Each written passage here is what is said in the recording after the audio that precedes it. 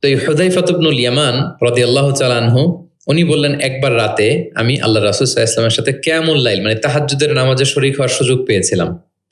একা একা নামাজ তিনি পড়তেছিলেন, হুযায়ফা যে জয়েন করেছেন। তখন রাসূলুল্লাহ সাল্লাল্লাহু আলাইহি সাল্লাম সূরা বাকারা দিয়ে শুরু করলেন। কোন সূরা? বলেন, সবাই বলেন তো কোন সূরা? কোরআনের সবচাইতে দীর্ঘতম সূরা। আয়াত কত? 286, মানে অনেক বড় সূরা।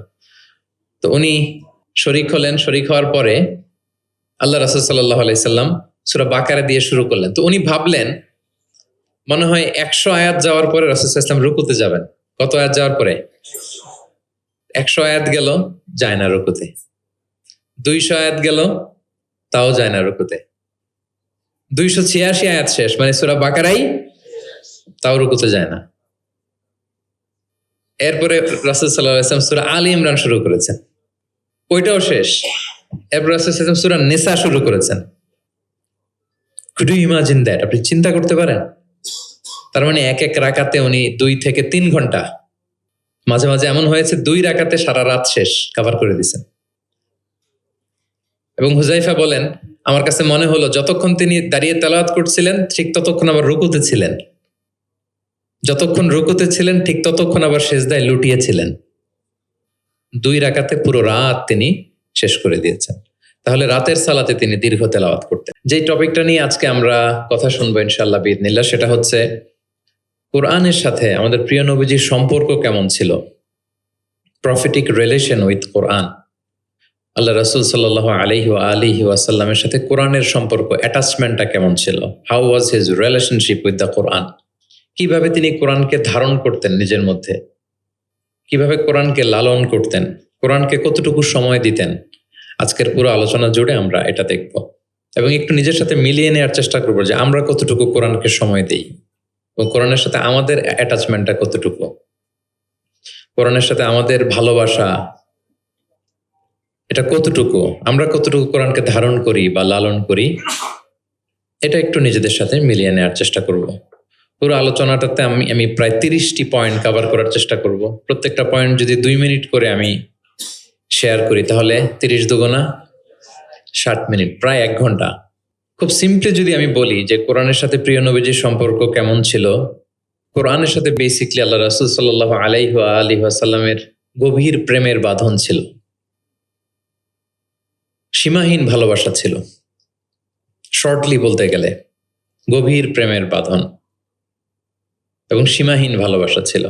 Because he was the living কোরআন, তিনি নিজেই ছিলেন জীবন্ত কোরআন। আম্মা জান আয়েশা রাদিয়াল্লাহু তাআলা আনহাকে যখন জিজ্ঞেস করা হতো আল্লাহ রাসূল সাল্লাল্লাহু আলাইহি ওয়াসাল্লাম ইন্তেকালের পরে, তাবিঈরা যখন জিজ্ঞেস করতেন যে কাইফা কানা খুলুকু রাসূলিল্লাহ, আম্মা জান আমাদের নবীর আচরণ কেমন ছিল, তো তখন আম্মা জান আয়েশা রাদিয়াল্লাহু তাআলা আনহা বলতেন কানা খুলুকুহু আল কোরআন, ওনার আচরণ ছিল কোরআনের আচরণ, কোরআনে জীবন ছিল ওনার। এবং ইনদামা রাসূলুল্লাহ ইয়ামশি আলাল আরদি কাআন্নাল কুরআনা ইয়ামশি আলাইহি, রাসূল সাল্লাল্লাহু আলাইহি ওয়াসাল্লাম যখন মদিনার রাস্তা দিয়ে হেঁটে যেতেন আম্মা জান আয়েশা বলতেন মনে হতো একটা জীবন্ত কোরআন হেঁটে যাচ্ছে, as if a living Quran is walking on the street of Medina। রাসূল সাল্লাল্লাহু আলাইহি ওয়াসাল্লাম মদিনার অলিতে গলিতে যখন হাঁটতেন দূর থেকে দেখে মনে হতো একটা লিভিং কোরআন হেঁটে যাচ্ছে। তার মানে পুরো কোরআনে 30 পারায় থিওরিটিক্যালি যা বলা আছে রাসূল সাল্লাল্লাহু আলাইহি ওয়াসাল্লামের জীবনে প্র্যাকটিক্যালি সেটা করে দেখানো আছে। এজন্য ওনাকে বলা হয় লিভিং কোরআন, তিনি হচ্ছেন জীবন্ত কোরআন। এবং এই কোরআনকে রিসিভ করতে যে তিনি অনেক কষ্ট সহ্য করেছেন, আমরা জানি। তিনি কোরআনের ভার বহন করেছেন। কোরআন কিন্তু খুব হেভি একটা বাণী, যেন তেন কোনো কথা নয়, এটা আল্লাহর কালাম। এজন্য আল্লাহ তাআলা বলছেন ইন্না সানুলকি আলাইকা কওলান সাকিলা, নবী হে আমি খুব ভারী হেভি ওয়েট বাণী আপনার কাছে নাজিল করতেছে। এটা সাধারণ বাণী না। ওটের উপর বসে থাকা অবস্থায় যখন রাসূল সাল্লাল্লাহু আলাইহি ওয়াসাল্লামের উপর কোরআন নাজিল হতো, ওট মুহূর্তের মধ্যে দাঁড়ানো থেকে বসে যেত ভার সহ্য করতে না পেরে।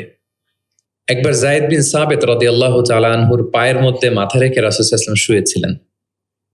হঠাৎ কোরআন নাজিল হলো। যায়েদ রাদিয়াল্লাহু তাআলা আনহু বললেন যে আমার মনে হচ্ছে যে রাসূল সাল্লাল্লাহু আলাইহি ওয়াসাল্লামের মাথাটা অনেক ভারী হয়ে গেল, এতক্ষণ আমার কোনো কষ্টই হচ্ছিল না, কিন্তু হুট করে মনে হলো যে ওনার মাথাটা অনেক ভারী হয়ে গেল, আমার পা মনে হচ্ছে যে ভেঙে যাবে, ফেটে যাবে, কারণ কোরআন নাজিল হচ্ছে। লাউ আনজালনা হাযাল কুরআনা আলা জাবালিন লারাআইতাহু খাশিআম মুতাসাদ্দিআম মিন খাশিয়াতিল্লাহ। এই কোরআনকে মানুষের উপর নাজিল না করে যদি আমি পাহাড়ের উপর নাজিল করতাম, নবী আপনি দেখতেন যে আল্লাহর ভয়ে, কোরআনের ভারে পাহাড় ভেঙে চুড়ে খান খান হয়ে যেত।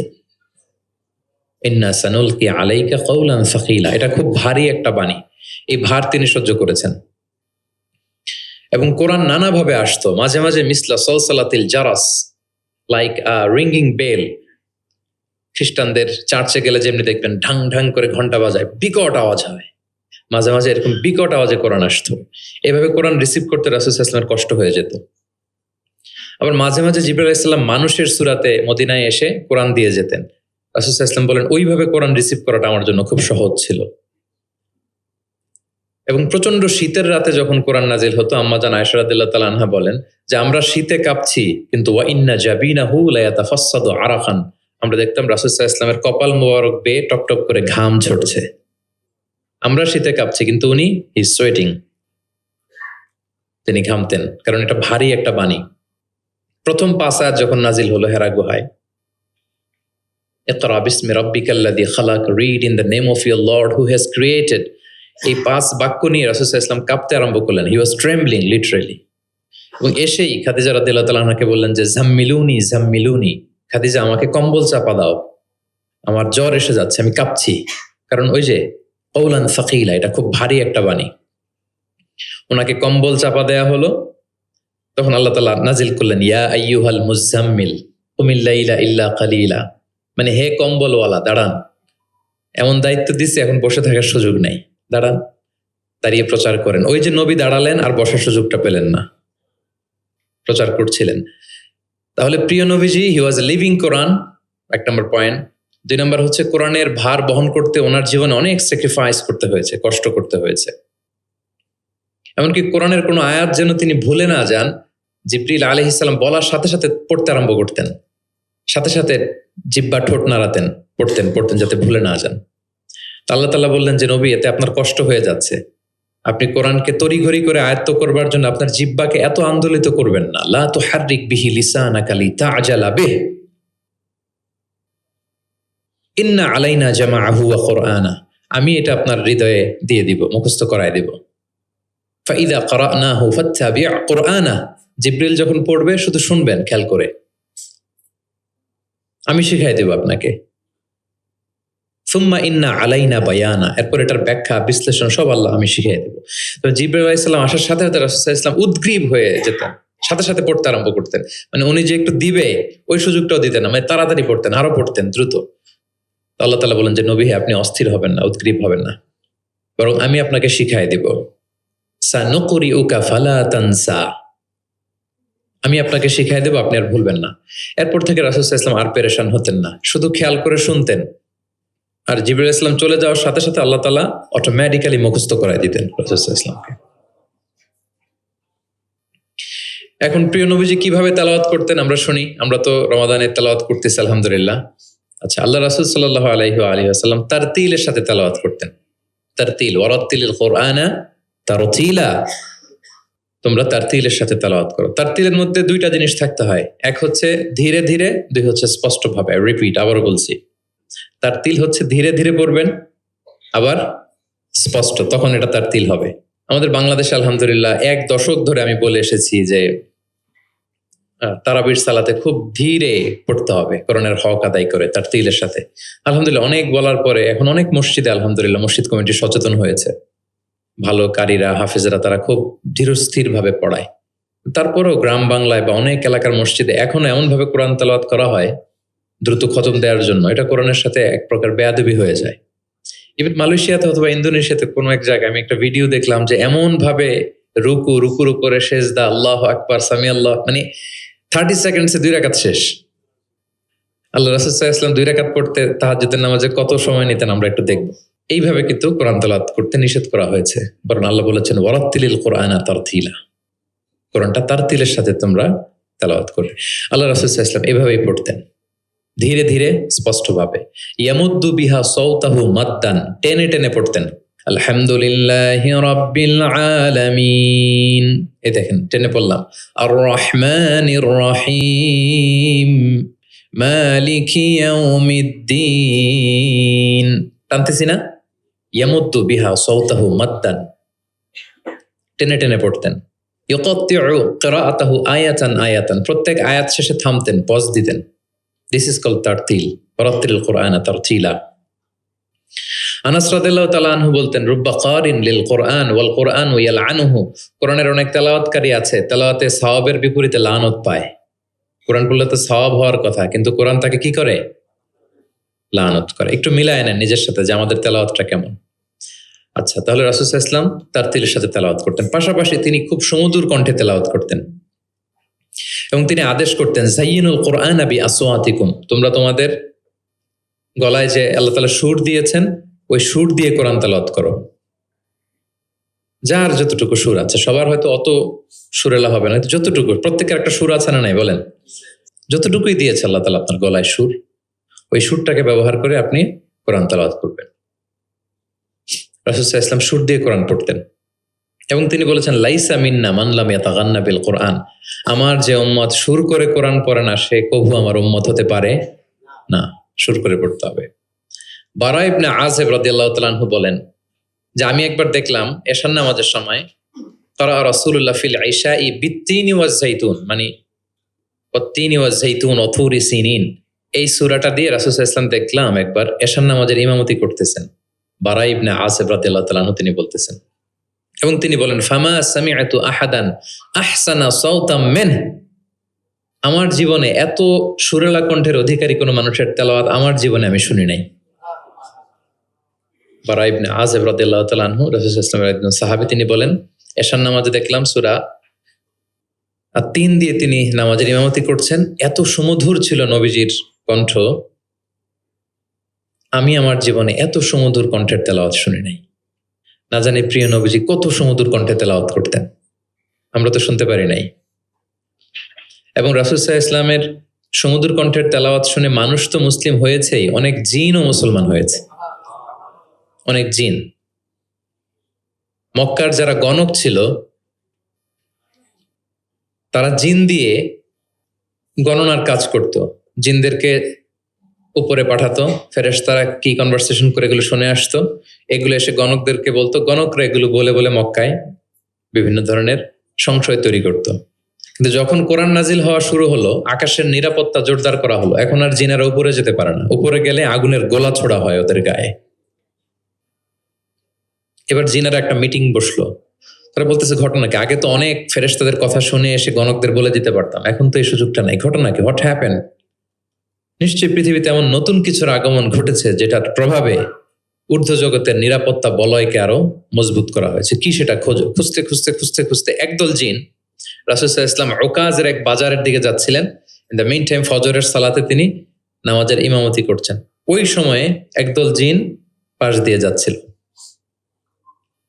হঠাৎ তারা দাঁড়িয়ে থমকে দাঁড়ালো, দেখে যে আল্লাহ রাসূল সাল্লাল্লাহু আলাইহি ওয়াসাল্লাম কোরআন তেলাওয়াত করতেছেন। এই কোরআনের বাণী তারা কখনো শুনে নাই, তারা শুনে অবাক এবং এই তথ্য নিয়ে জিনদের সর্দারের কাছে যেয়ে বলল, ঘটনা তো এটার কারণে এখন আকাশের নিরাপত্তা বেশি, আমরা আর উপরে যেতে পারি না। তারা যেয়ে বলল যে আমরা ঈমান এনে ফেলছি ওই নবীর উপর, ইন্না সামি'না কুরআনান আজাবা ইয়াহদি ইলা রুশদি ফাআমান্না বিহ। তারা বলল যে আমরা কি আজীব কোরআন শুনে আসলাম যেটা সত্যের এবং হেদায়েতের দিকে পথ দেখায়, এবং ওয়ালান নুশরিকা বিরাব্বিনা আহাদা, আমাদের রবের সাথে আমরা শিরক করব না, আমরা আর মুশরিক থাকবো না, আমরা ঈমান এনে ফেললাম। তাহলে আল্লাহ রাসূল সাল্লাল্লাহু আলাইহি সাল্লামের সুমধুর কণ্ঠের তেলাওয়াত শুনে শুধু মানুষ নয়, বরং জিনেরাও ইসলাম ধর্ম গ্রহণ করেছে। আল্লাহ রাসূল সাল্লাল্লাহু আলাইহি ওয়া আলিহি ওয়াসাল্লাম তেলাওয়াতের মাঝখানে মাঝে মাঝে খুব কান্না করতেন, বিশেষ করে রাতের নামাজে কান্না ভেজা কণ্ঠে তেলাওয়াত করতেন। আমরা কি করি? অর্থই তো বুঝতে পারতেছি না, কোথায় কাঁদবো আর কোথায় একটু আনন্দ পাবো। দেখবেন যে কাবা ঘরের ইমামরা যখন জান্নাতের আয়াত আসে একটা ভিন্ন মাকামে পড়ে, যে মাকামের মধ্যে একটা খুশি প্রাণবন্ত একটা ভাব। আবার জাহান্নামের আযাবের আয়াত যখন আসে তখন কান্নার মাকামে পড়ে এবং এমন ভাবে ডুকরে ডুকরে কাঁদে, মুসল্লিরাও কাঁদে। আল্লাহ রাসূল সাল্লাল্লাহু আলাইহি ওয়া আলিহি ওয়াসাল্লাম মাঝরাতে যখন কিয়ামুল লাইল, তাহাজ্জুদ এগুলো পড়তে দাঁড়াতেন, দীর্ঘ সময় কোরআন পড়তেন। এত দীর্ঘ সময় পা ফুলে যেত, হাত্তা তাতাফাত্তারা কাদামা, পা দুটো ফুলে মোটা হয়ে যেত, এরকম দীর্ঘ সময় দাঁড়িয়ে থাকতেন। আম্মা জান আয়েশা রাদিয়াল্লাহু তাআলা আনহা বলতেন, ইয়া রাসূলুল্লাহ, আপনার তো আগের পরের সব গুনাহ মাফ, আদতে ওনার তো কোনো গুনাহই নেই, নবীরা তো মাসুম, নিষ্পাপ, তারপরও আপনি রাত জেগে এত কষ্ট কেন করেন? আল্লাহ রাসূল সাল্লাল্লাহু আলাইহি ওয়াসাল্লাম বলেছেন, আফালা উহিব্বু আন আকুনা আবদান শাকুরা, আয়েশা, আমি কি শুকরগুজার বান্দা হব না? মানে আমার আল্লাহ আমাকে ক্ষমার ঘোষণা দিয়েছে, ঠিক আছে, কিন্তু আমি কি শুকরগুজার হব না? আমার রোলটা তো আমি প্লে করব, আমার সর্বোচ্চ তো উজাড় করে আমি আমার রবের সামনে পেশ করব। মাঝরাতে তিনি দীর্ঘ সময় দাঁড়িয়ে তেলাওয়াত করতেন, পা ফুলে যেত, মাঝে মাঝে একটি আয়াত পরে থামতেন, সে আয়াত নিয়ে ভাবতেন, কাঁদতেন, বারবার কাঁদতেন, পড়তেন, তার দাড়ি ভিজে যেত, প্রতিটি আয়াত তিনি অনুভব করতেন হৃদয় দিয়ে, তার হৃদয়কে নাড়া দিত, এভাবে তিনি তেলাওয়াত করতেন। এক সাহাবী বর্ণনা করেন, একবার আল্লাহ রাসূল সাল্লাল্লাহু আলাইহি ওয়াসাল্লামকে আমি রাতের সালাতে দেখলাম, এমন ভাবে তিনি কাঁদছেন, ওয়ালি জাউফিহি আজিরুন কা আজিরিল মিরজালি মিনাল বুকা, গরম পানি ফুটাতে দিলে ড্যাগের ভেতরে গরম পানির যেরকম টকবকে উতলে ওঠার একটা শব্দ, এরকম উতলে ডুকরে ডুকরে কান্নার একটা শব্দ আমি শুনতে পেলাম। এভাবে তিনি কাঁদছিলেন। যেদিন বদরের যুদ্ধ, তার আগের রাতে আলী রাদিয়াল্লাহু তাআলা আনহু বলেন, সেনাবাহিনীর ছাউনির মধ্যে সব সাহাবারা, 313 জন সাহাবা, সবাই রাতে ঘুমাচ্ছে একটু এনার্জি নেওয়ার জন্য, সকালে যুদ্ধ শুরু হবে, কিন্তু আমি দেখলাম সবাইকে ঘুম পাড়িয়ে আল্লাহ রাসূল সাল্লাল্লাহু আলাইহি ওয়াসাল্লাম নামাজে দাঁড়িয়ে কাঁদছেন। সব সাহাবারা ঘুমিয়ে আছে, কিন্তু আমি খেয়াল করে দেখি যে রাসূল সাল্লাল্লাহু আলাইহি ওয়াসাল্লাম ঘুমান নেই, গাছের নিচে দাঁড়িয়ে তিনি সারা রাত ব্যাপী কান্না করছেন আর তেলাওয়াত করছেন। এভাবে তিনি কোরআনকে ফিল করতেন। আমাদের আয়েশা বলেন, রাতে এত কাঁদতেন মাঝে মাঝে তেলাওয়াত করতে করতে, হাত্তা বাল্লা হাজারা, জামা ভিজে যেত, হাত্তা বাল্লা লিহিয়াতা, দাড়ি ভিজে যেত, হাত্তা বাল্লাল আরদা, যেখানে সেজদা দিতেন জমিন ভিজিয়ে দিতেন কাঁদতে কাঁদতে। এবং রাতের সালাতে দীর্ঘ তেলাওয়াত করতেন, কিন্তু জামাতের নামাজ আবার অপেক্ষাকৃত সংক্ষিপ্ত করতেন, এটা সুন্নাহ। কারণ জামাতের নামাজ তো আমি একা পড়ছি না, আমার পেছনে অসুস্থ, বয়স্ক, সিনিয়র সিটিজেন, মুসাফির, ট্রাভেলার অনেকে থাকতে পারে। জামাতের সুযোগ পেলে আপনি শর্টকাট করবেন, মিনিমাম স্ট্যান্ডার্ডে শেষ করে দেবেন, কিন্তু একা যখন নামাজের সুযোগ পাবেন, আপনার নফল নামাজ, আপনার কিয়ামুল লাইল, তখন কি করবেন? ফালিউ তৌবিল মাশা আ, যত লম্বা মনে চায়। আমরা ভুল করি অনেকে, একা একা নামাজ পড়ার সময় তাড়াহুড়ো করে ফেলি, ইমামতের সুযোগ পাইছি তখন বিশাল লম্বা কেরাত, অপোজিট, মানে ভুল করে ফেলছি আমরা, এটা করব না। আমার এই ছোট্ট ভিডিওটা আমি আমার সোশ্যাল মিডিয়া হ্যান্ডেলে শেয়ার করেছিলাম, দেখলাম যে বাংলাদেশে শিক্ষিত সচেতন লোকজন অনেক অ্যাপ্রিসিয়েট করেছে। অনেক সময় এমন হয় যে প্রচন্ড রোদ, জুমার সালাতে 5 তলা মসজিদ ভরে, বারান্দা, রাস্তার মধ্যে।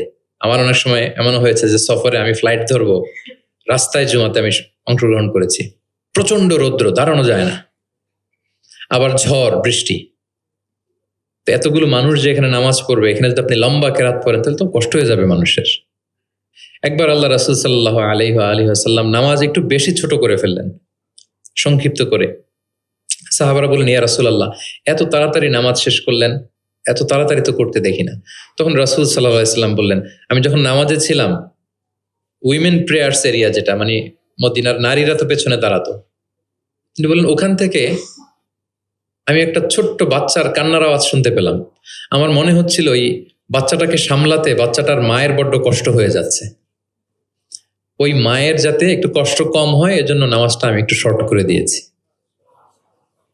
দেখেন, মানে অন্যের প্রতি সহানুভূতি, এটা আমাদের মধ্যে নাই, যে আমার ভাইয়ের একটু সুবিধা হোক, আমার বোনদের একটু সুবিধা হোক, আমার কমিউনিটির একটু সুবিধা হোক, এইটা আমরা ফিল করি না। তিনি যখন একা সালাত পড়তেন অনেক লম্বা, কিন্তু জামাতের সালাতে তিনি সংক্ষিপ্ত সালাত আদায় করতেন। কত লম্বা? হুযায়ফা ইবনুল ইয়ামান রাদিয়াল্লাহু তাআলা আনহু, নাম শুনেছেন ওনার? হুযায়ফা মদিনার গোয়েন্দা বিভাগের প্রধান ছিলেন, হেড অফ ডিটেকটিভ ব্রাঞ্চ, আল্লাহ রাসূল সাল্লাল্লাহু আলাইহি ওয়াসাল্লামের গোয়েন্দা বিভাগের প্রধান। উনি এমন কিছু কথা কাউকে বলতেন না, কিন্তু শুধু হুযায়ফাকে বলতেন। মদিনায় মোট কতজন মুনাফিক ছিল আল্লাহ রাসূল সাল্লাল্লাহু আলাইহি ওয়াসাল্লাম জানতেন, কাউকে বলেননি, শুধু হুযায়ফাকে বলেছিলেন। এজন্য ওমরে ফারুক রাদিয়াল্লাহু তাআলা আনহু যখন খলিফা, তিনি যখন দেখতেন কেউ মারা যেত, হুট করে ইমামতি করতে যেতেন না। আগে দেখতেন যে ওই কাতারে হুজাইফা আছে কিনা, যদি দেখতেন যে হুজাইফা আছে উনি ইমামতি করতেন, হুজাইফাকে এদিকে না দেখলে অন্য কাউকে দায়িত্ব দিয়ে দিতেন। এবং ওমরে ফারুক রাদিয়াল্লাহু তাআলা আনহু এত মুত্তাকি সাহাবী ছিলেন, একবার হুজাইফা ইবনুল ইয়ামানের কাছে যেয়ে বলে যে হুজাইফা, আমি তো জানি না মদিনাতে কতজন মুনাফিক ছিল, এর নামগুলো তো রাসূল তোমাকে বলেছে, তুমি একটু আমাকে বলো যে আমি ওমরের নামটা আবার ওই লিস্টে আছে কিনা।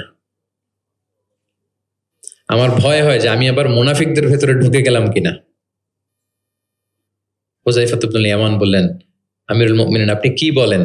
আল্লাহ রাসূল সাল্লাল্লাহু আলাইহি সাল্লাম তো বলেছেন যে আপনি কোনো রাস্তা দিয়ে যদি হাঁটেন, শয়তান যদি ওই রাস্তা দিয়ে আসে, আপনাকে দেখলে শয়তান ওই রাস্তা রেখে দিয়ে অন্য রাস্তা দিয়ে হাঁটে। কোশ্চিনকালেও মুনাফিকদের লিস্টে আপনার নাম থাকতে পারে না। তো এই হুযায়ফা ইবনুল ইয়ামান রাদিয়াল্লাহু তাআলা আনহু উনি বললেন, একবার রাতে আমি আল্লাহ রাসূল সাল্লাল্লাহু আলাইহি ওয়াসাল্লামের সাথে কিয়ামুল লাইল মানে তাহাজ্জুদের নামাজে শরীক হওয়ার সুযোগ পেয়েছিলাম। একা একা নামাজ তিনি পড়তেছিলেন, হুযায়ফা যে জয়েন করেছেন। তখন রাসূলুল্লাহ সাল্লাল্লাহু আলাইহি সাল্লাম সূরা বাকারা দিয়ে শুরু করলেন। কোন সূরা? বলেন, সবাই বলেন তো কোন সূরা? কোরআনের সবচাইতে দীর্ঘতম সূরা। আয়াত কত? 286, মানে অনেক বড় সূরা। তো উনি শরীক হলেন, শরীক হওয়ার পরে আল্লাহ রাসূল সাল্লাল্লাহু আলাইহি সাল্লাম সূরা বাকারা দিয়ে শুরু করলেন। তো উনি ভাবলেন মনে হয় 100 আয়াত যাওয়ার পরে রাসূল সাল্লাল্লাহু আলাইহি ওয়াসাল্লাম রুকুতে যাবেন। কত আয়াত যাওয়ার পরে? 100 আয়াত গেল, যায় না রুকুতে। 200 আয়াত গেল, তাও যায় না রুকুতে। 286 আয়াত শেষ, মানে সূরা বাকারাই, তাও রুকুতে যায় না। এরপরে রাসূল সাল্লাল্লাহু আলাইহি ওয়াসাল্লাম সূরা আলী ইমরান শুরু করেছেন, ওইটাও শেষ। এরপর রাসূল সাল্লাল্লাহু আলাইহি ওয়াসাল্লাম সূরা নিসা শুরু করেছেন। Could you imagine that? আপনি চিন্তা করতে পারেন? তার মানে এক এক রাকাতে উনি 2 থেকে 3 ঘন্টা, মাঝে মাঝে এমন হয়েছে 2 রাকাতে সারা রাত শেষ কভার করে দিয়েছেন। এবং হুযায়ফা বলেন, আমার কাছে মনে হলো যতক্ষণ তিনি দাঁড়িয়ে তেলাওয়াত করছিলেন ঠিক ততক্ষণ আবার রুকুতে ছিলেন, যতক্ষণ রুকুতে ছিলেন ঠিক ততক্ষণ আবার সিজদায় লুটিয়েছিলেন। 2 রাকাতে পুরো রাত তিনি শেষ করে দিয়েছেন। তাহলে রাতের সালাতে তিনি দীর্ঘ তেলাওয়াত করতেন। সব সময় তিনি তেলাওয়াত মুখর সময় কাটাতেন, দাঁড়িয়ে, বসে, শুয়ে, হাঁটা অবস্থায়, আরোহী অবস্থায়, সব সময়। অজু থাকা অবস্থায়, অজু না থাকা অবস্থায়। অজু চলে গেলেই রাসূল সাল্লাল্লাহু আলাইহি ওয়াসাল্লাম সাথে সাথে অজু করে ফেলতেন, কিন্তু অজু নেই ওই অবস্থায়ও তিনি কোরআন তেলাওয়াত করেছেন। ইবনুল কাইয়িম আল জাওজিয়া যাদুল মাআদ ফি হাদি খায়রিল ইবাদ একটা বিখ্যাত সিরাত গ্রন্থে তিনি বলেন, লাম ইয়াকুন ইয়ামনাহু মিন কিরাআতিহি ইল্লাল জানাবা। গোসল ফরজ হয় যেই পরিস্থিতিতে, ওই পরিস্থিতি ছাড়া কোনো কিছু রাসূল সাল্লাল্লাহু আলাইহি ওয়াসাল্লামকে কোরআন তেলাওয়াত থেকে বিরত রাখতে পারতো না। মানে গোসল ফরজ হয় কোন কারণে আপনারা তো জানেন।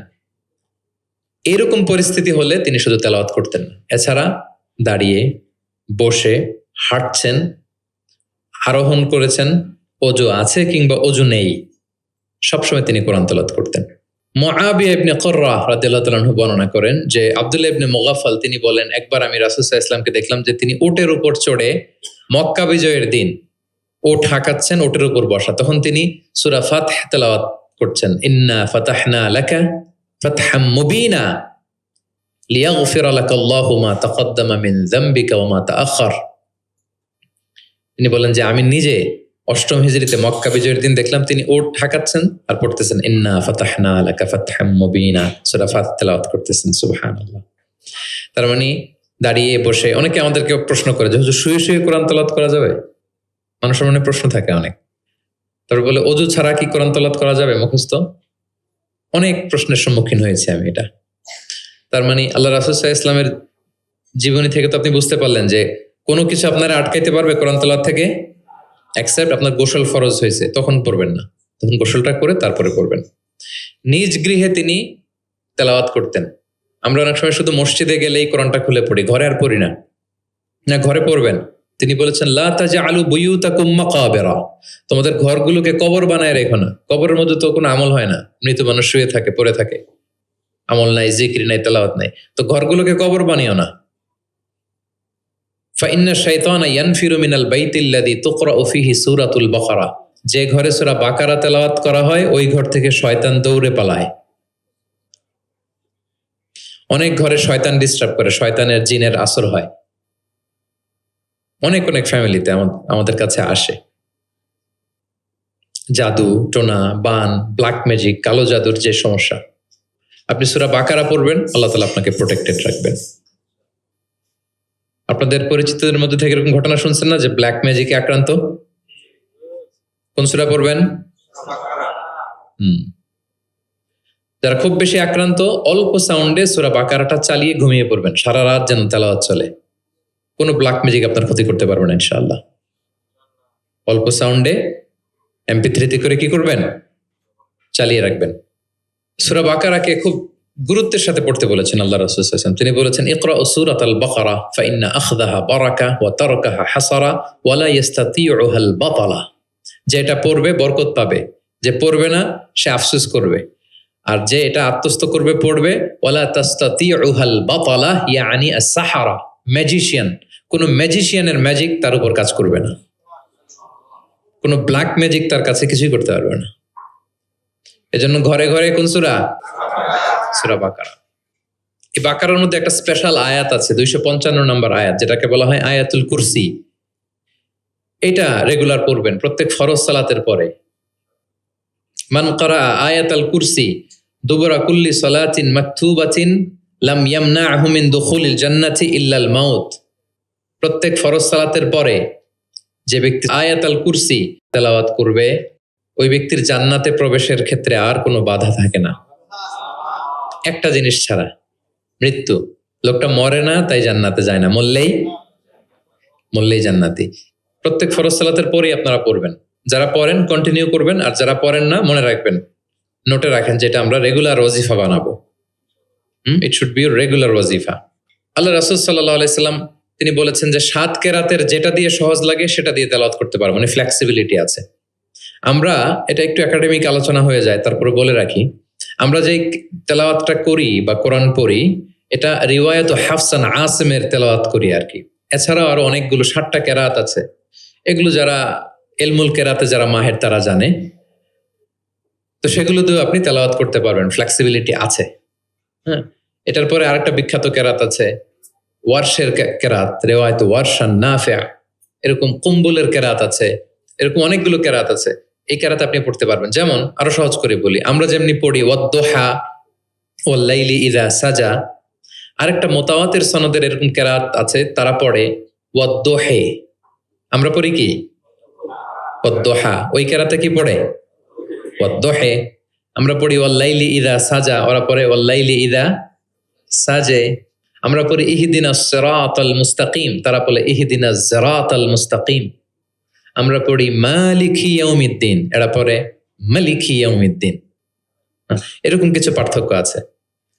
তো ওই কেরাতগুলোও সহিহ মুতাওয়াত্তির সনদে আসছে। তো আল্লাহ রাসূল সাল্লাল্লাহু আলাইহি ওয়াসাল্লাম বলেন 7 কেরাতের যেটা দিয়ে সহজ লাগে তোমরা পড়ো।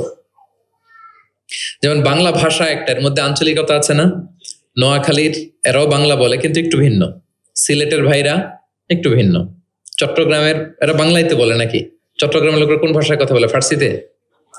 বাংলা, কিন্তু আপনি হয়তো বুঝবেন না, এমন এমন শব্দ আপনি বুঝবেন না, কিন্তু তারা প্রত্যেকেই বাংলা বলে। তো একই আরবির মধ্যেও অনেক আঞ্চলিকতা আছে।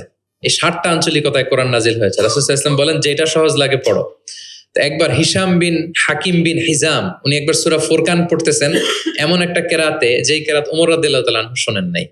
তো উনি তো আবার খুব রাগী ছিলেন, ইসলামের কোনো রুল ভায়োলেট হয়েছে দেখলে তাৎক্ষণিক অ্যাকশন নিতেন, ডাইরেক্ট অ্যাকশন নিতেন।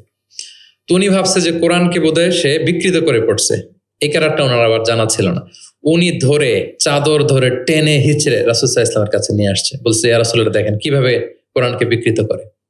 তো আল্লাহ রাসূল সাল্লাল্লাহু আলাইহি ওয়াসাল্লাম বললেন ওমর শান্ত হও, আগে তাকে ছাড়ো। ওমর রাদিয়াল্লাহু তাআলা ছাড়লেন। রাসূল সাল্লাল্লাহু আলাইহি ওয়াসাল্লাম বললেন আরসিলহু ইকরা, এই ওমর রাখো, ছাড়ো, আচ্ছা পড়ো কিভাবে পড়ছো।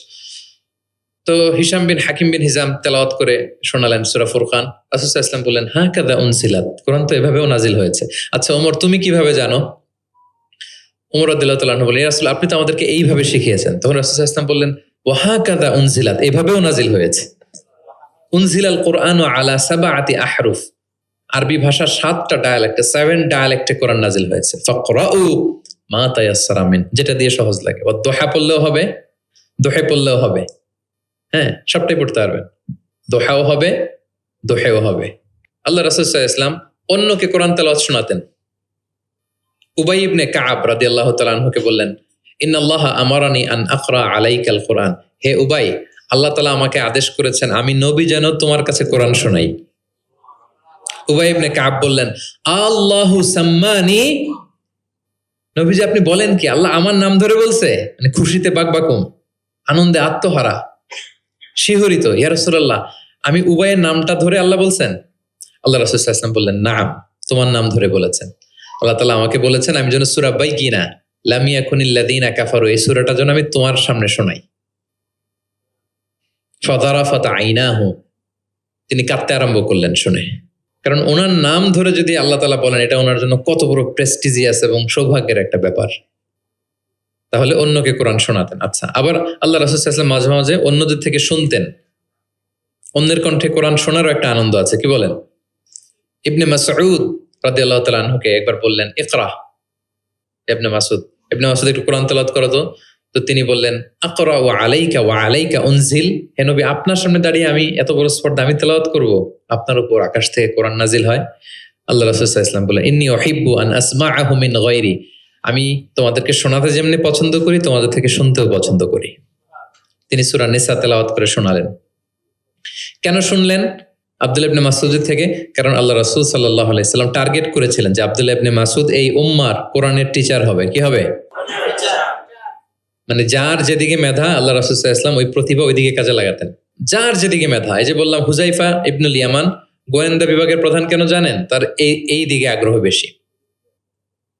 মুআয ইবনে জাবাল, উনি মদিনা রাষ্ট্রের সিনিয়র আমলা ছিলেন, প্রশাসনিক কাজ ভালো বুঝতেন। হাসান বিন সাবিত লেখালেখি জানতেন, ওনাকে জাতীয় কবি ঘোষণা দিয়েছেন যে তুমি ন্যাশনাল পয়েট, যাও কবিতা লিখো। একবার মক্কা থেকে তিনি ফিরতেছেন, নামাজ হবে, এক সাহাবী আজান দিচ্ছেন। তো কিছু মুশরিক ছেলে, এখনো মুসলিম হয় নাই, ওরা আজানকে ব্যঙ্গ করতেছে। মুখ ভেঙানো বোঝেন না, মানে যেটা বলে ওইটাই ব্যঙ্গ করে করে বলতেছে। তো দেখেন, রাসূল সাল্লাল্লাহু আলাইহি ওয়াসাল্লাম রেগে যাওয়ার কথা ছিল না? আজান দিচ্ছে আমার সাহাবী, আর মুশরিক ছেলেগুলো তাকে ব্যঙ্গ করতেছে। উনি রেগে না যেয়ে দেখলেন যে মুশরিক ছেলেগুলোর মধ্যে একটা ছেলের কণ্ঠ তো খুব চমৎকার।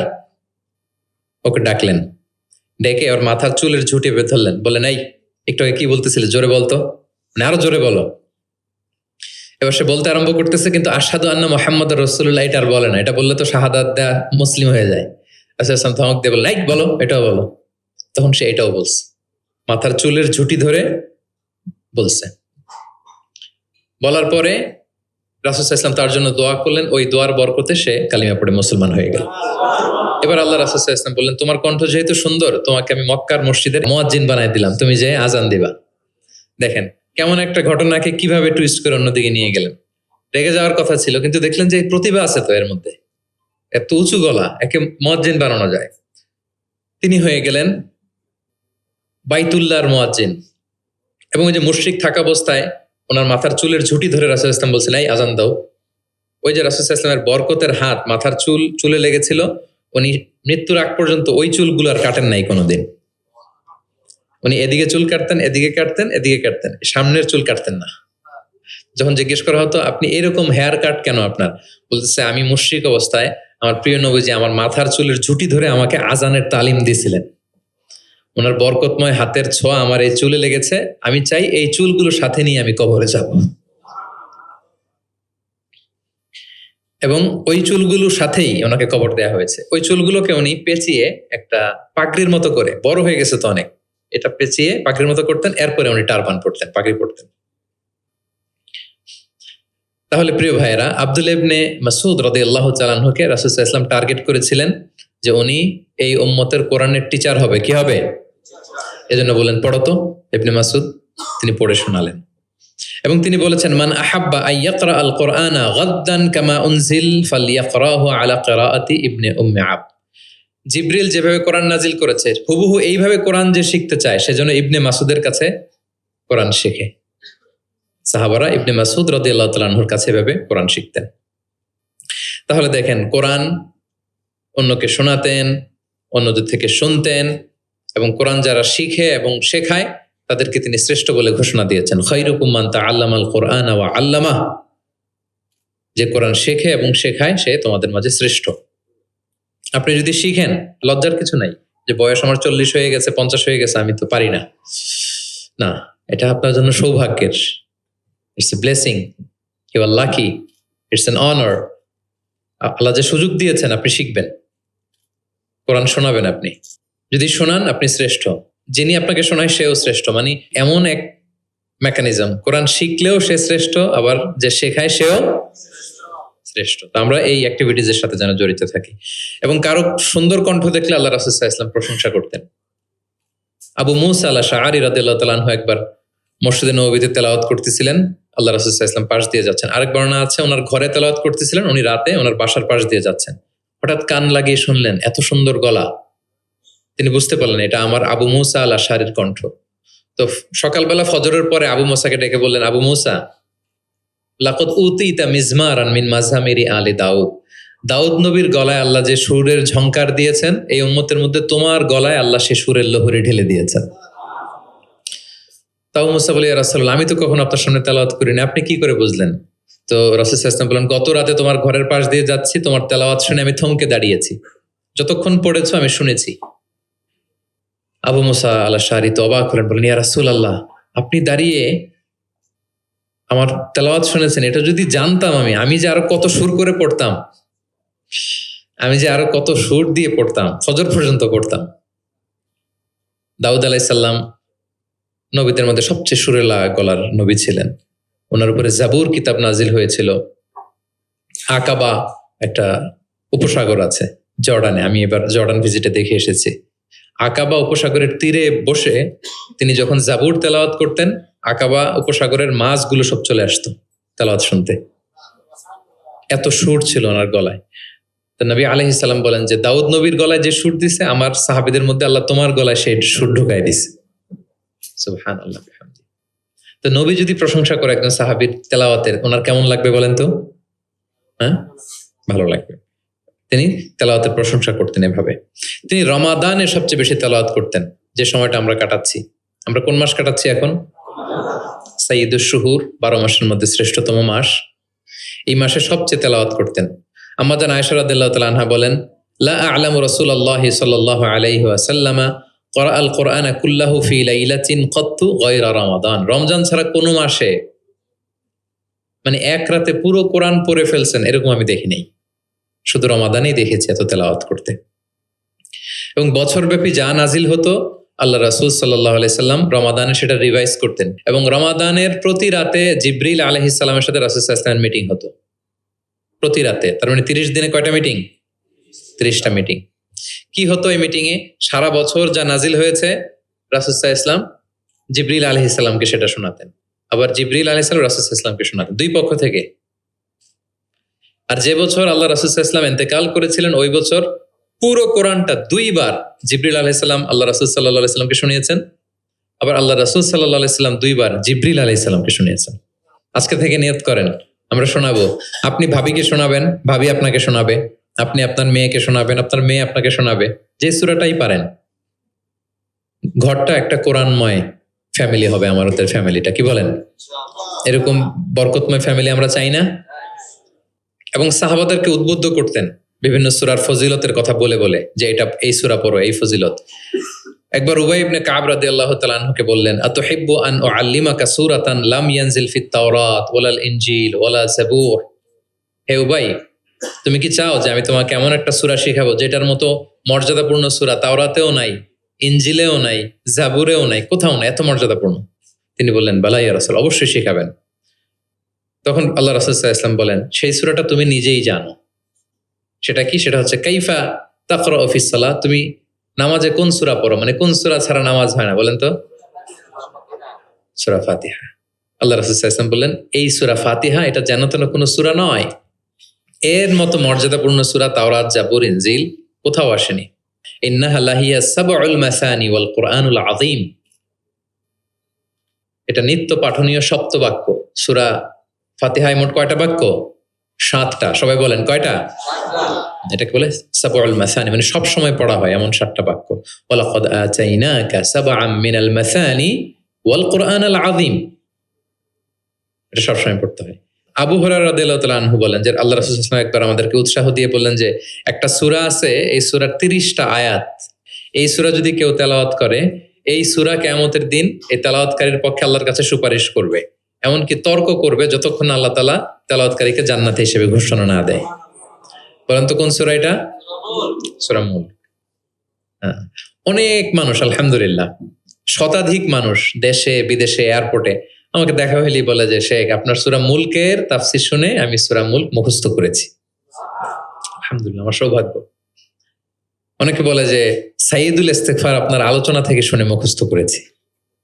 তারপর অনেকে বলেছে যে আস্তাগফিরুল্লাহর আমলটা আপনার আলোচনা থেকে শুনে আমরা অভ্যস্ত হয়েছি। আলহামদুলিল্লাহ, এটা অভ্যাস করবেন। সূরা মুলক তেলাওয়াত করবেন। কয় আয়াত সূরা মুলকে? এক মাসে কয় দিন? প্রতিদিন যদি একটা আয়াত মুখস্থ করেন 30 দিনে সূরা মুলক হয়ে যাবে না? কঠিন? বেশি কঠিন? করবেন। এভাবে ফজিলতের কথা বলে আল্লাহ রাসূল সাল্লাল্লাহু আলাইহি ওয়াসাল্লাম সাহাবাদেরকে উদ্বুদ্ধ করতেন। গত বছর আমার একটা বই এসেছে, কোরআনের উপর এক নজরে কোরআন, নাম শুনেছেন না আপনারা? সবগুলো সূরার ফজিলত আমরা ওখানে নিয়ে এসেছি। 114 সূরার ফজিলতকে আপনি পাবেন এবং পড়লে আপনার আরো বেশি মন চাইবে সূরাটার তাফসীর জানতে, অর্থ জানতে, মুখস্থ করতে। এই সূরার ফজিলত কি, সূরার মূল আলোচনা কি, এই সূরা নাজিলের প্রেক্ষাপট কি, এর মধ্যে লেসন কি, মেজর থিম কি, আমি যেভাবে তাফসীর করে আপনাদেরকে শোনাই ওইভাবেই সহজ করে করে প্রত্যেকটা সূরা 5 থেকে 6 পৃষ্ঠায় কভার, যত বড় সূরা হোক একেবারে সামারি নিয়ে এসেছি। যাদের সংগ্রহে আছে এই রমাদানে পড়বেন, খুব সহজ মনে হবে। যে সূরাটার অনুবাদ পড়তে মনে চায় আগে এক নজরে কোরআন থেকে একবার রিভাইজ দিয়ে নেবেন, অনুবাদটা সহজ মনে হবে। যে সূরাটার তাফসীর জানতে মনে চায় আগে এক নজরে কোরআন থেকে একবার পড়ে নেবেন, একেবারে ক্রিস্টাল ক্লিয়ার, সহজ হয়ে যাবে। দাজ্জালের ফিতনা থেকে বাঁচতে আল্লাহ রাসূল সাল্লাল্লাহু আলাইহি সাল্লাম সূরা কাহাফের প্রথম 10 আয়াত মুখস্থ করতে বলেছেন। আল্লাহ রাসূল সাল্লাল্লাহু আলাইহি সাল্লাম ইরশাদ করেন, মান হাফিদা 10 আয়াতিন মিন আউয়ালি সূরাতিল কাহফি উসিমা মিন ফিতনাতিদ দাজ্জাল। যে সূরা কাহাফের প্রথম 10 আয়াত মুখস্থ করবে সে দাজ্জালের ফিতনা থেকে মুক্ত থাকবে ইনশাআল্লাহ। মুখস্থ করবেন সূরা কাহাফের প্রথম কয় আয়াত? 10 আয়াত। আল্লাহ রাসূল সাল্লাল্লাহু আলাইহি সাল্লাম কোরআনের ব্যাখ্যা করতেন, নিজেই কোরআনের ব্যাখ্যা করতেন, কারণ তার উপরই তো কোরআন নাজিল হয়েছে, তিনিই সবচেয়ে বড় মুফাসসির। আল্লাহ রাসূল সাল্লাল্লাহু আলাইহি সাল্লামের চেয়ে বেশি কোরআনের ব্যাখ্যা আর কি কেউ জানে? ব্যাখ্যা করতেন। একবার তিনি আল্লাযীনা আমানু ওয়ালাম ইয়ালবিসু ঈমানাহুম বিযুলমিন উলাইকা লাহুমুল আমনু ওয়া হুম মুহতাদুন। আর ঈমানের সাথে জুলুমকে মেশায়নি, তাদের জন্য আছে নিরাপত্তা এবং হেদায়েত। সাহাবারা অবাক হলেন, যে ইয়া রাসূলুল্লাহ, আমাদের মধ্যে এরকম কে আছে যে ঈমানের সাথে জুলুম মিশায় নাই? মানে ঈমান আনার পরে কোনো পাপ করি নাই, কম বেশি পাপ তো আমাদের হয়েছে, জুলুম তো হয়েছে, তাহলে আমরা কি নিরাপত্তা হেদায়েত পাবো না? তো রাসূল সাল্লাল্লাহু আলাইহি ওয়াসাল্লাম বললেন যে এই জুলুম দ্বারা ওই জুলুম উদ্দেশ্য না, এই জুলুম দ্বারা উদ্দেশ্য হচ্ছে শিরক। এই জুলুম দ্বারা উদ্দেশ্য কি? এই যে ব্যাখ্যা করে দিচ্ছেন, সাহাবীদের ভুল ধারণা ভাঙায় দিচ্ছেন। তিনি বলতেছেন, তোমরা কি লোকমান আলাইহিস সালামের ওই নসিহত পড়ো নাই যে লা তুশরিক বিল্লাহ ইন্না শিরকা লা যুলমুন আযীম? ওনার ছেলেকে বলতেছেন যে বাবা শিরক করো না, শিরিক সবচেয়ে বড় জুলুম। শিরিক সবচেয়ে বড় কি? কারণ এই জুলুমটা মানুষ কার উপর করে? আল্লাহর উপর করে। তাহলে জুলুম মানে হচ্ছে এই আয়াতের মধ্যে শিরক। তাহলে স্বয়ং রাসূলুল্লাহ সাল্লাল্লাহু আলাইহি ওয়াসাল্লাম নিজে ব্যাখ্যা করে দিয়েছেন, সাহাবারা ওনারা ক্লিয়ার হয়ে গেলেন। কোরআনে যারা অধিক পারদর্শী তাদেরকে রাসূল সাল্লাল্লাহু আলাইহি ওয়াসাল্লাম প্রায়োরিটি দিতেন। কি দিতেন? প্রায়োরিটি। আল্লাহ রাসূল সাল্লাল্লাহু আলাইহি ওয়াসাল্লাম বলেছেন, ইয়া উম্মুল কওমা আকরাউহুম লিকিতাবিল্লাহ। একসাথে ধরেন যে অনেকে হয়েছেন, তো ইমামতি করবে কে? আমরা 5 ভাই একসাথে হইছি, নামাজের সময় হয়েছে, ইমামতি কে করবে? হ্যাঁ, যে কোরআন ভালো জানে। আকরাউহুম লিকিতাবিল্লাহ, আল্লাহর কিতাব যে বেশি জানে, বেশি ব্যাখ্যা জানে, বেশি মুখস্থ সে।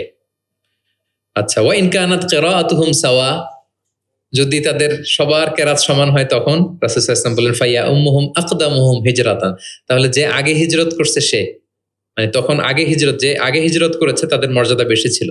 ফা ইন কানু ফিল হিজরাতি সাওয়া, হিজরতেও যদি সমান হয়, ধরেন যে 5 জন একসাথে হিজরত করছিল, এই 5 জন মিলে এখন নামাজ পড়বে, তো এখন কে? আল্লাহ রাসূল সাল্লাল্লাহু আলাইহি ওয়াসাল্লাম বললেন ফাইয়া উম্মুহুম আকবারুহুম সিন্নান, যার বয়স বেশি সে, যে সিনিয়র সে ইমামতি করবে। তাহলে সবচেয়ে বেশি অগ্রাধিকার কাকে দিলেন? যে কোরআন বেশি জানে। এবং তিনি দোয়া করতেন, আল্লাহ কোরআনকে আমার হৃদয়ের বসন্ত বানিয়ে দেন, আল্লাহ আমার অন্তরের জ্যোতি বানিয়ে দেন, আল্লাহ আমার কষ্ট দূরের কারণ বানিয়ে দেন। এই দোয়াটা মালয়েশিয়াতে তো কুনুতের মধ্যে সবসময় পরে দেখি আমরা, আল্লাহুম্মা জাআলিল কুরআন আল আযীমা রাবিআ কুলুবিনা ওয়া নূরা সুদুরিনা ওয়া জালাআ আহজানিনা ওয়া যাহাবা হুমুমিনা ওয়া গুমুমিনা। শুনছেন না আপনারা? হ্যাঁ, রাসূল সাল্লাল্লাহু আলাইহি ওয়াসাল্লাম যেই ভাষায় বলেছেন সেটা হচ্ছে তাজআলুল কুরআন রাবিআ কলবি, আল্লাহ এই কোরআনকে আপনি আমার অন্তরের বসন্ত বানান, প্রশান্তি বানান। নূরা সাদরি, আমার অন্তরের বুকের আলো বানান, হৃদয়ের আলো। আমার দুঃখের অপসারণকারী বানান, আমার দুশ্চিন্তা দূরকারী বানান। এই দোয়াটা আপনারা করবেন। আল্লাহ রাসূল সাল্লাল্লাহু আলাইহি ওয়াসাল্লাম শেষ বয়সে ওনার চেহারায় কিছুটা বার্ধক্যের ছাপ চলে এসেছিল। আবু বকর রাদিয়াল্লাহু তাআলা আনহু একবার জিজ্ঞেস করছিলেন যে, ইয়া রাসূলুল্লাহ কদ শিবতা, আপনার চেহারায় কেমন যেন বার্ধক্যের ছাপ চলে আসছে। আল্লাহ রাসূল সাল্লাল্লাহু আলাইহি ওয়াসাল্লামের দাড়ি এবং চুল মিলে, সব মিলে 20টার বেশি চুল পাকে নাই। এক বর্ণনায় এসেছে 17টা, আরেক বর্ণনায় 18টা। মুহাদ্দিসিন একরাম বলেছেন যে এত অল্প কিছু চুলদারি পেকেছিল যে গুনা যেত, গুনে দেখা গেছে 17, 18, সবশেষে যখন বেড়েছে হয়তো 20। যেন মুহাদ্দিসিন একরাম একমত যে ওনার 20টার বেশি চুলদারি পাকে নাই। কোথায় বেশি পাকছে? এদিকে কয়েকটা পাকছে, নিমদারির এখানে কয়েকটা পাকছে, হাদিসে আছে। তা আবু বকর রাদিয়াল্লাহু তাআলা আনহু বলেন, ইয়া রাসূলুল্লাহ কদ শিবতা, আপনার চেহারায় কেমন যেন বার্ধক্যের ছাপ। তখন আল্লাহ রাসূল সাল্লাল্লাহু আলাইহি ওয়াসাল্লাম বললেন, শাইয়াবাতনি হুদ ওয়াল ওয়াকিআ ওয়াল মুরসালাত ওয়া আম্মা ইয়াতাসাআলুন ওয়া ইযা শামসু কুবিরাত। আবু বকর বলো না আর, এই 5টা সূরা আমাকে বার্ধক্যে উপনীত করে দিয়েছে। কারণ এই 5টা সূরার ভিতরে কিয়ামতের বিভীষিকার বর্ণনা এমন ভাবে আল্লাহ তুলে ধরেছেন। আল্লাহ রাসূল সাল্লাল্লাহু আলাইহি ওয়াসাল্লাম এত উদ্বিগ্ন থাকতেন উম্মতকে নিয়ে, নিজের জন্য না, আমাদের জন্য, যে হায় রে কিয়ামতের এই বিভীষিকাময় মুহূর্তে আমার গুনাহগার উম্মতের কি হবে, ওই কঠিন পরিস্থিতিতে আমার উম্মতের কি হবে। এটা যখন ভাবতেন, এই 5টা সূরা পড়তেন, কিয়ামতের বিভীষিকাময় এই পরিস্থিতি, দৃশ্যায়নের চিন্তা মানুষ পটে, কল্পনা পটে চিন্তা করতে করতে ওনার মধ্যে বার্ধক্যের ছাপ চলে আসছে কোরআন পড়তে পড়তে, উম্মতের চিন্তায়। সব নবীকে আল্লাহ তাআলা একটা স্পেশাল দোয়া করার সুযোগ দিয়েছিলেন, আর সব নবীরা ওই দোয়া দুনিয়াতেই করেছে, একমাত্র আমাদের প্রিয় নবীজি ছাড়া। সব নবী ওই দোয়া খাটাই ফেলছে দুনিয়াতে, আল্লাহ রাসূল সাল্লাল্লাহু আলাইহি ওয়াসাল্লাম ওই দোয়া করেন নাই। তিনি বলেন, ওয়া ইন্নী আখতাবিউ দাওয়াতি শাফাআতান লি উম্মতি ইয়াউমাল কিয়ামা, আমার ওই দোয়াটা, স্পেশাল দোয়াটা, যেটা করলেই আল্লাহ কবুল করবে, ওই দোয়াটা আমি কিয়ামতের দিন আমার গুনাহগার উম্মতের জন্য রেখে দিয়েছি। আমি সেদিন আমার উম্মতের জন্য সেই দোয়াটা করব। তাহলে কিছু সূরা ওনার চেহারায় বার্ধক্যের ছাপ নিয়ে এসেছিল। কোরআন হেফজ করার পরে ভুলে যাওয়া, এটা কিন্তু ঠিক না। এজন্য আল্লাহ রাসূল সাল্লাল্লাহু আলাইহি ওয়াসাল্লাম বলেছেন, হেফজ যারা করবে তারা যেন কোরআনকে সংরক্ষণ করে, প্রিজার্ভ করে। এবং তিনি বলেছেন, তাআহাদুল কোরআন, কোরআনকে যত্ন নিও, কারণ কোরআন দামি মেহমান, দামি মেহমানকে যত্ন না নিলে থাকে না। হেফজ করছে, যত্ন নেয় নাই, পড়ে নাই, রিভাইজ দেয় না, এখন আর রিডিংও পড়তে পারে না। মুখস্থ তো দূরের কথা, দেখে দেখেও পড়তে কষ্ট, এরকম হয় অনেক হাফেজদের। এটা ঠিক না, কারণ আল কোরআন ও দাইফুন কারীমুন মিনাল্লাহ, কোরআন আল্লাহর পক্ষ থেকে অনেক সম্মানিত মেহমান। সম্মানিত মেহমানকে সম্মান দিতে হয়, নাইলে উনি আসে থাকে। ধরেন যে একজন এমপি আসলো আপনার বাসায়, মালয়েশিয়ার একজন মন্ত্রী, আসার পরে নাই কোনো রিসেপশন, নাই কোনো ওয়েলকামিং স্টেটমেন্ট, রিসেপশন কিছু নাই, আপনি কোনো গুরুত্বই দিচ্ছেন না, উনি এসে বসে থাকবে আপনার বাসায় না। সম্মানিত মেহমানকে সম্মান করতে হয়। কোরআন অনেক বড় সম্মানিত এক মেহমান আল্লাহর পক্ষ থেকে, এটাকে সম্মান দিতে হবে, পড়তে হবে, রিভাইজ দিতে হবে, সময় দিতে হবে, তাহলে সে আপনার সিনায় থাকবে। তা না হলে এই কোরআনের নূর সিনাতে কখনো থাকে না। তিনি বলেছেন, তাআহাদুল কোরআন, কোরআনকে রিভাইজ করো, ফাইন্নাহু আশাদ্দু তাফাল্লুতান মিনাল ইবলি ফি উকুলিহা, ওটের রশি ছেড়ে দিলে ওট যেমনি পালায়, কোরআন মুখস্থ করার পর রিভাইজ না দিলে কোরআনও পালাবে, আর রিভিশন দিলে এটা হৃদয়ে থাকে। এবং তিনি উৎসাহ দিয়ে বলেছেন, কোরআন এমন কিতাব, পৃথিবীর অন্য কোনো কিতাবের ক্ষেত্রে এটা বলা হয় না, যে কিতাবের এক অক্ষরে 10 নেকি। এক অক্ষরে কয় নেকি? পৃথিবীর আর কোনো বইয়ের ক্ষেত্রে এটা প্রযোজ্য, ইভেন হাদিস শরীফের ক্ষেত্রেও প্রযোজ্য না। হাদিসের এক অক্ষর পড়লে 10 নেকি, এটা বলে নাই আল্লাহ রাসূল সাল্লাল্লাহু আলাইহি ওয়াসাল্লাম, শুধু কোরআন, শুধু মান কারা হারফান মিন কিতাবিল, এক হরফ যদি কেউ পড়ে, ফালাহু হাসানা ওয়াল হাসানাতু বিআশরি আমসালিহা, 10 নেকি। লা আকুলু আলিফ লাম মিম হারফুন, আল্লাহ রাসূল বলেন সূরা বাকারার শুরুতে যা আছে আলিফ লাম মিম, মনে করেন 3টা মিললে এক অক্ষর না, বাল আলিফুন হারফুন, আলিফ একটা হরফ, লামুন হারফুন, লাম একটা হরফ, মিমুন হারফুন, মিম এক হরফ। তাহলে আলিফ লাম মিম বললে কয় সওয়াব? 30টা নেকি আল্লাহ তাআলা আমাদের আমলনামায় দিচ্ছেন। অনেকে বলে যে হুজুর পড়তে পারি না, কষ্ট হয়, বয়স হয়ে গেছে 50-60, এখন তো মুখ দিয়ে আসে না, বলে অনেকে কমপ্লেন করে না? রাসূল সাল্লাল্লাহু আলাইহি ওয়াসাল্লাম তাদেরকে সুসংবাদ দিয়েছেন, বলেছেন যাদের বয়স হয়ে গেছে ওয়াল্লাযী ইয়াকরাউল কুরআন ওয়া ইয়াতাতাউ ফি, পড়তে গেলে জিহ্বায় আটকায়া যায়, এটাকে আরবিতে বললে ইয়াতাতাউ, মানে গিরা লেগে গেছে, জিহ্বায় আটকে যায়। তো যার আটকে যায়, কষ্ট হয়, যদি সে কোরআন পড়ে ফালাহু আজরান, তার ডাবল সওয়াব।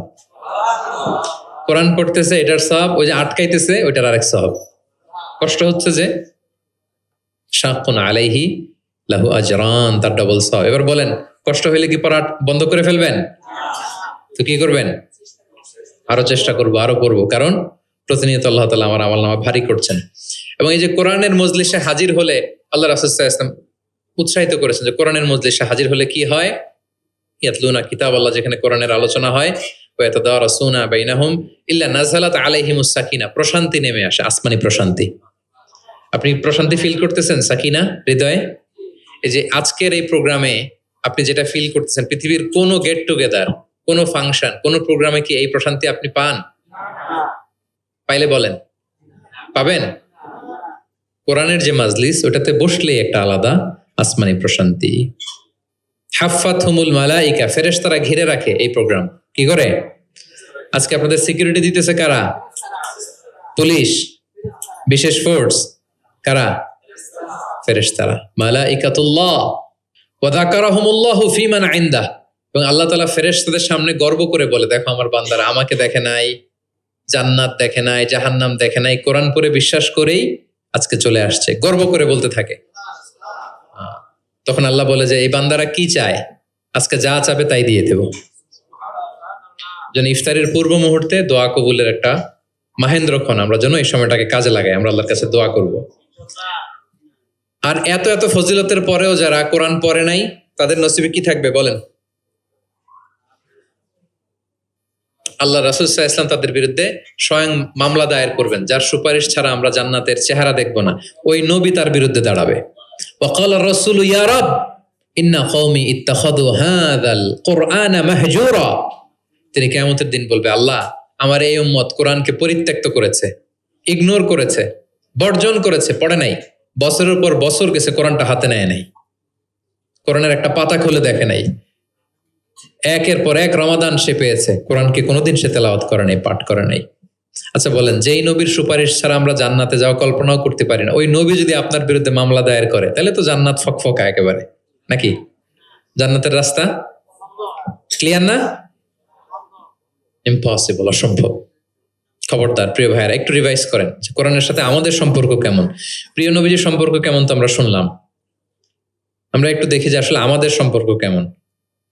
আমরা নিজেরা শোনাই কিনা অন্যকে, অন্য থেকে শুনি কিনা, রাত্রিবেলা তেলাওয়াত করার সময় কান্না করি কিনা, চেষ্টা করি কিনা, অর্থ পড়ি কিনা, তাফসির পড়ি কিনা, কোরআন অনুযায়ী জীবনটা গড়ি কিনা, আমল করি কিনা, একটু নিজের সাথে নিজে বোঝাপড়া করেন। তাহলে আল্লাহ রাসূল সাল্লাল্লাহু আলাইহি ওয়া আলিহি ওয়াসাল্লাম যেভাবে কোরআনের সাথে নিজের সম্পর্ক করেছেন, আমরাও এভাবে নিজেদের সাথে কোরআনের সম্পর্ক করতে চাই। কি বলেন? চাই কি চাই না? এই রমাদানে আমাদের সময়গুলো কোরআনময় হোক, আমরা চাই। ধীরস্থির ভাবে পড়বেন। আজকে তো আমরা বললাম কিভাবে পড়বেন, 4G গতিতে নাকি 5G স্পিডে, তার তিলের সাথে স্পষ্টভাবে ধীরে ধীরে। অনেকে কোরআনের খতম তুলতে যায়, কোরআনের খতম দিয়ে ফেলায়, লানত করবে কোরআন তাদের প্রতি। এটা করবেন না আমার প্রিয় ভাই, ধীরস্থির ভাবে তেলাওয়াত করুন, কোরআনের বঙ্গানুবাদ পড়ুন। এক নজরে কোরআন, এটা আমরা তৈরি করেছি, এরকম বই বাংলা ভাষায় হয় নাই। বাংলায় মাশাআল্লাহ অনেক অনুবাদ হয়েছে আলহামদুলিল্লাহ, অনেক বাংলায় তাফসির হয়েছে আলহামদুলিল্লাহ, কিন্তু কোরআনের সার নির্যাস আসে নাই। ইংরেজিতে আমি পেয়েছি, আরবিতে কিছু বই পেয়েছি, কিন্তু বাংলায় হয় নাই। অনেক সাধনার ফসল এটা, হাতে নিলে বুঝতে পারবেন যে কি শ্রম দেয়া হয়েছে এটাতে, সহজ করে আপনাকে বুঝায় দেওয়া হবে, সেটা পড়বেন। এবং যে সূরাগুলোকে আল্লাহ রাসূল সাল্লাল্লাহু আলাইহি ওয়াসাল্লাম বিশেষভাবে তেলাওয়াত করতে বলেছেন, তেলাওয়াত করবেন। সূরা কাহাফ জুমাবারে তেলাওয়াত করবেন, করেন তো? কোন সূরা? সূরা কাহাফ। ফজরের পরে সূরা ইয়াসিন, ফজরের পরে মাগরিবের পরে ওয়াকিয়া পড়বেন, মাগরিবের পরে এশার পরে সূরা মুলক, এশার পরে রাতে ঘুমোতে যাওয়ার আগে সূরা বাকারার শেষ 2 আয়াত, আমানা রাসূল। হ্যাঁ, করেন। মান ক্বারাআ আয়াতাইন মিন আখিরি সূরাতিল বাকারাতি ফি লাইলাতিন কাফাতা। আল্লাহ নবী বলেন, যে ব্যক্তি রাতে ঘুমোতে যাওয়ার আগে সূরা বাকারার শেষ 2 আয়াত পরে ঘুমাতে যায়, ওই রাতের সেফটি, সিকিউরিটি, প্রোটেকশনের জন্য এই আয়াত 2টাই যথেষ্ট হয়ে যায়। সূরা বাকারার শেষ 2 আয়াত পড়বেন। হ্যাঁ, 3 কুল পড়বেন, 3 কুল। কুল আস-সালাসা, 3 কুল। কুল হুয়াল্লাহু আহাদ, কুল আউযু বিরাব্বিল ফালাক, কুল আউযু বিরাব্বিন নাস। 3 কুল পড়বেন ফজরের পরে, মাগরিবের পরে, বিছানায় ঘুমোতে যাওয়ার আগে। আল্লাহ রাসূল সাল্লাল্লাহু আলাইহি ওয়াসাল্লাম এগুলো পরে হাতে ফু দিতেন, লম্বা একটা ফু দিয়ে সারা শরীরে এরকম মেসেজ করতেন, মাস্তাতা, যতটুকু সম্ভব হয়। তাহলে এটা special protection from your Lord. হ্যাঁ, শয়তানের বিপরীতে, ব্ল্যাক ম্যাজিক, জাদু টোনা বানের বিপরীতে প্রোটেকশন নিলেন কার কাছ থেকে? হ্যাঁ, এই ওজিফাগুলো পালন করবেন। যদি করেন, আপনার জীবন প্রশান্তিময় হবে, আপনার জীবনের সব হতাশা দূর হবে, ডিপ্রেশন দূর হবে। হ্যাঁ, আসমানি প্রশান্তি নেমে আসবে ইনশাআল্লাহ। আল্লাহ তাআলা আমাদের সবাইকে কথাগুলো বোঝার ও আমল করার তৌফিক দান করুক। আমরা পড়ি আমিন।